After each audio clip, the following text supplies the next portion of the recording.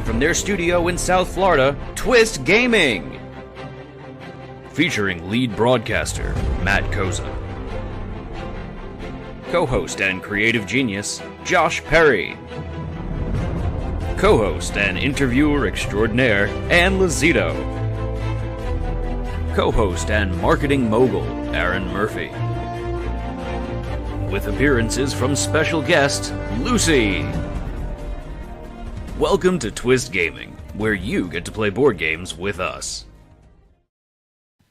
Good evening, everyone. As the video says, we're Twist Gaming. I'm Matt. I'm Ann. I'm Josh. Welcome all. This is our first impression session of our Spotlight stream. So first up, the Spotlight stream, we show off new games that are just coming out into the biz. If you haven't seen the Spotlight of Imagineers by Maple Games yet, definitely go and check that out. So this is the first impression, where we talk about, 1, our favorite aspects of the game, 2, any constructive criticisms we might have, and 3, the most important question of the evening of would we play this game again. So first and foremost, a little disclaimer that this is our impressions based off of the first time we're playing it, hence first impressions. So this is the first time we're playing the game. We don't have multiple playthroughs. Some of us have gone in completely blind. Anne has not even seen the rulebook prior to this evening. Josh I barely saw the rulebook. Glanced the rulebook, and I was the one that read through it. So different levels of awareness, so we might have some different levels of understanding as well.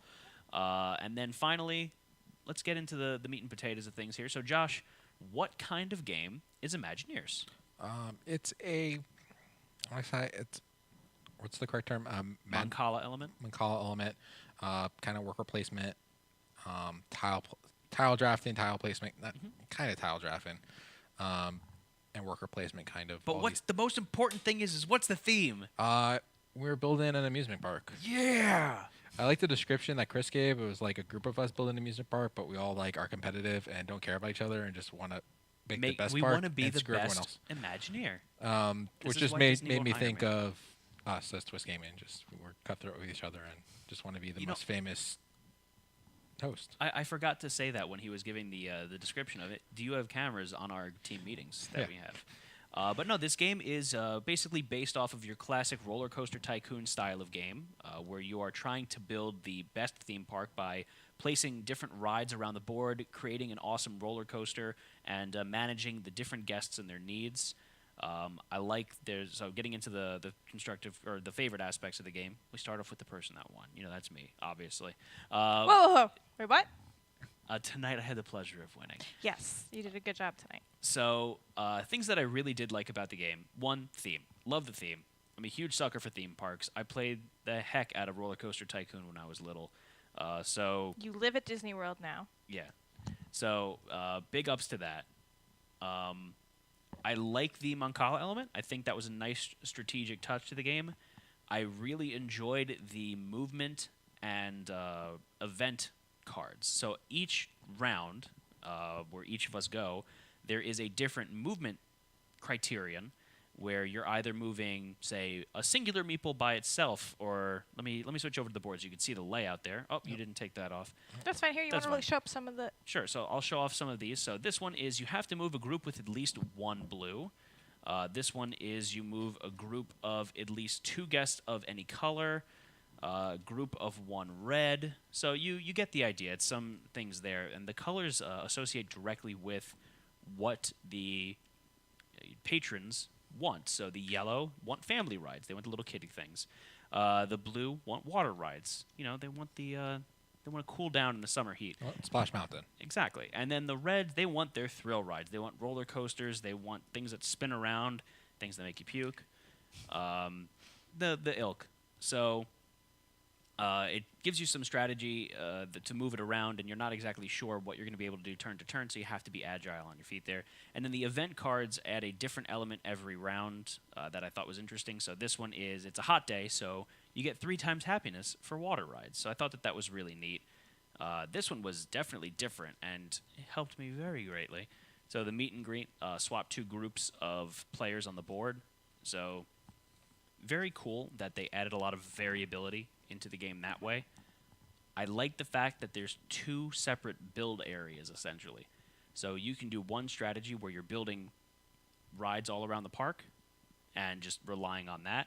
You can play the strategy of, I'm just going to build the world's greatest coaster called the Roller Coaster, because my name is Matt and I'm going to win the game. No, but I thought that was a really neat thing where I played a very min-max style of strategy to this, where I only built one attraction on the park, but I focused on having a really good roller coaster and having one guy ride it over and over and over again. He's crazy.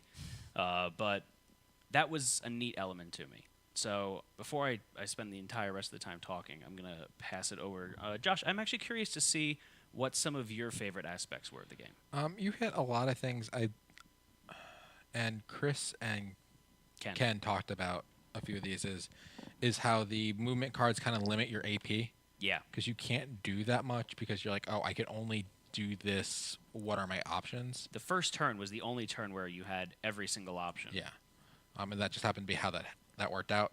So I like how it limited a little bit of the AP there. But at the same time, I think it's not a con. It's just something to think about is while that limited your movements, that might make you do something that's not in the best interest of you. Absolutely, yeah. And I think I screwed myself over a turn or two because I was so worried about moving characters and not building my coaster or putting more theme parks on. Right, and it forces you to be. It's deceptively strategic in that aspect, where it forces you to sacrifice a little bit more than you would expect to in a game like this. Yeah. But no, you hit a lot of things. I liked how the movement worked and how people lined up and how you had to move certain groups. I do like the events. There's actually some even. There was more that we didn't even use. Yeah, correct? there's more. There's more events than in there. So there's like one here, changing patterns where guests move counterclockwise. Oh, that's huge. You could build twice this turn. Oh, that's neat. Yeah. This one's up for anything. Any colored guest will ride any color attraction. That's cool. Oh, that's really cool. Yeah, and then there was the ×3 for the red ones, which would have been sick for roller coasters. Oh my god! If that one and I had my roller coaster on, I would have looped the board 3 times over. Yeah. So there's a lot of interesting things there. So I think you hit a lot of things. The art's great. Yeah. It's still prototype, so I know some of this isn't finalized. It's not finalized. It's still getting some final work. Very good point to point out, though. If you guys are watching this, you see some of the elements that we have are not final pieces. For example, the ownership tokens that we had, it's put on top of the cards. These are just sticks. In the final version, they will have wacky ride names that you put on top that help designate which one's yours as well, which I thought was really cute. That is a super cute idea. Anne, how about you? I liked the game. It was cute. It was fun. It was interesting to see a little bit of that roller coaster tycoon simulation experience in a board game under an hour. I know that that's a really big challenge. I think that Chris mentioned that this was like a lightweight game, a midweight game, and I would agree with that statement. You guys hit a lot of the same points that I enjoyed. I really enjoyed the art. I enjoyed the Mancala style movement for the meeples. I liked the options that we had. I really liked, they were talking about Maple Games added this mechanism to the game in the development phase where, you know that this game is over because you get the last round event card, and I liked how they were like, oh, well, the last round event card could be one of the last 3 rounds. Because, and especially, I guess from my personal experience playing with you two guys, I constantly have to try and you guys keep me on my toes when it comes to my strategy, and knowing that the last round is variable can really impact what kind of things I want to try and do with this game. Gives you a lot more anxiety, right? Oh, yeah. I liked the individual player boards, how you had, your themed haunted house roller coaster. I had this little mushroom land. Josh has got the steampunk one, and I know you like variable. Roller coaster. I'm so done with you. I know you really like variable player powers, which it's not really so much this, but at least it's different kinds of themes. And that all of these tokens, we have so many tiles for the different amusement rides and the coasters, and it looks like the coaster pieces tend to repeat, but there were so many different ride designs. And there's here. a handful of blank ones as well that will have different art on them as well, obviously, at the final one. So there's just more variety coming to the finished game. Yeah, the art really is a big draw in this game, and I think that I mentioned once during our playthrough, I have to decide between choosing an attraction token or a ride token, and even though I'm trying to consider the math for my strategy for winning, some of the attraction tokens are just so pretty that I kind of want that one. Okay.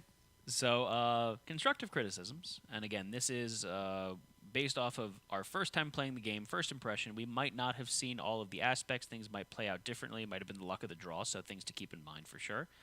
How about you, Ann? Let's start you off with that. Anything that you would change if given the chance?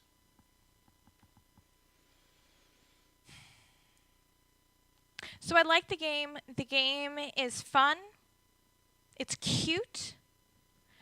But I think what I'm going in here looking for, and maybe this is more personal preference. When I'm going in here looking into building a theme park, I feel like maybe there's other things that I want to control. And I'm not sure if I can verbalize that really well. Like, I'm putting down attractions, or I'm putting down a roller coaster. And with the roller coaster, what I can do is I can build the roller coaster. And I think this is a trade-off that had to have been made to keep this game for under an hour. But what I really liked about the simulation games was, okay, it's a rainy day, so I'm going to put out a bunch of umbrella vendors. And maybe that's also for a one-player kind of version for the game, which I know that Chris mentioned that they're working on. But I don't know if this scratched all of the itches for me when it came to really managing and building A theme park. a theme park. Yeah. So I definitely agree with you on that.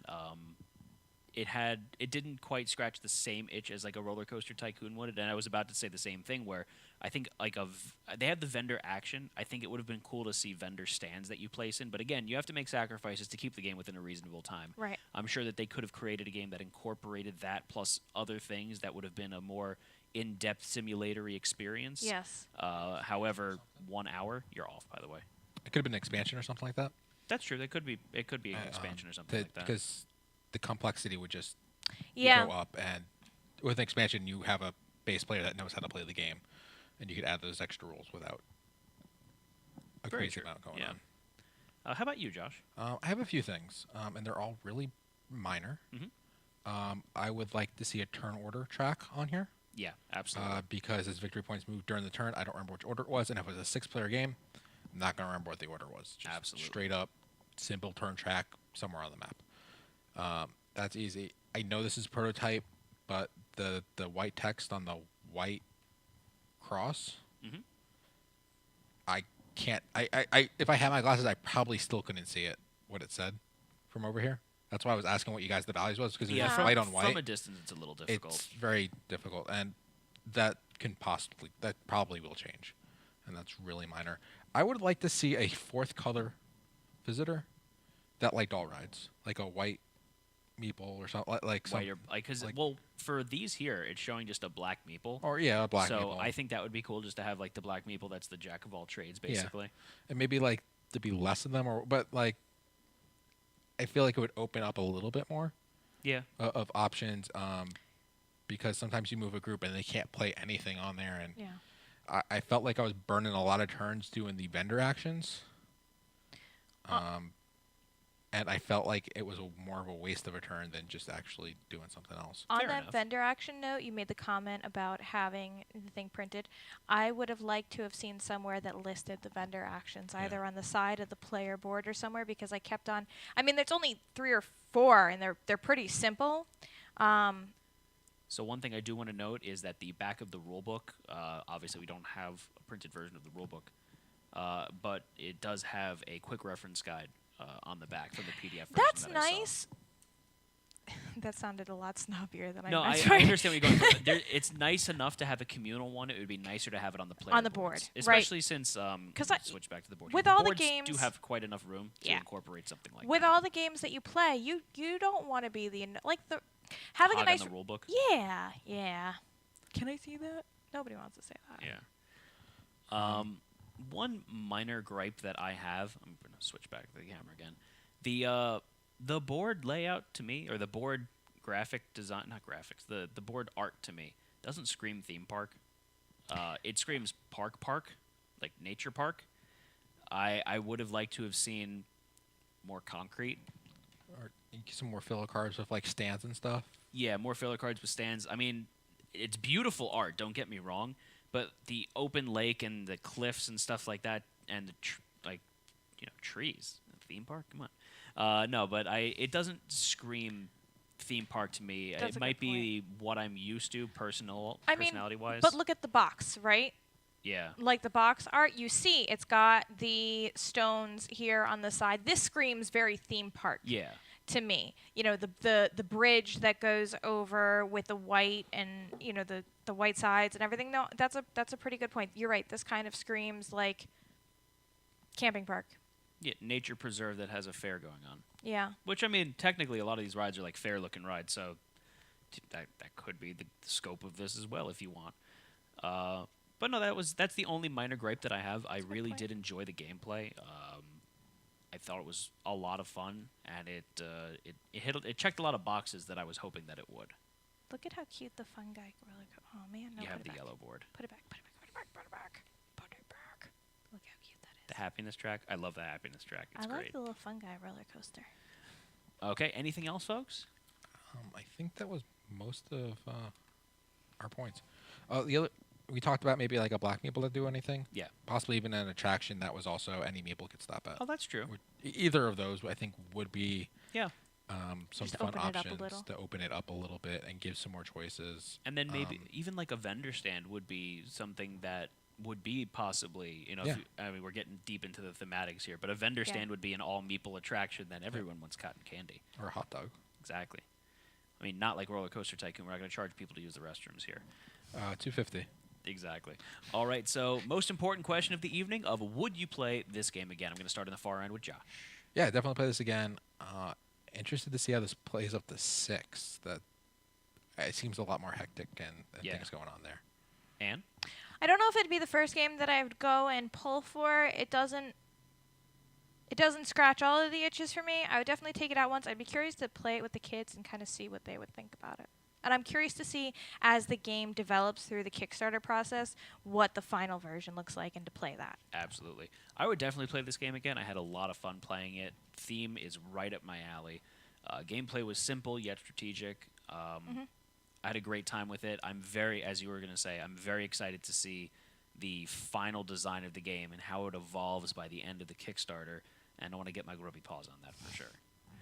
So with that, I think that's it, correct, folks? Yeah, so thanks Maple Game for sponsoring this week's stream. Absolutely. And all this week's streams. So big shout out to Maple Games with Imagineers. It's going live on Kickstarter tomorrow. The 13th. The 13th. However, if you guys are watching this on demand, then it's probably going live right now.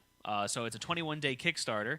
So definitely go over there, take a look at it, make sure you show your support, comment, like, pledge, share, do all that fun stuff, and most importantly, back.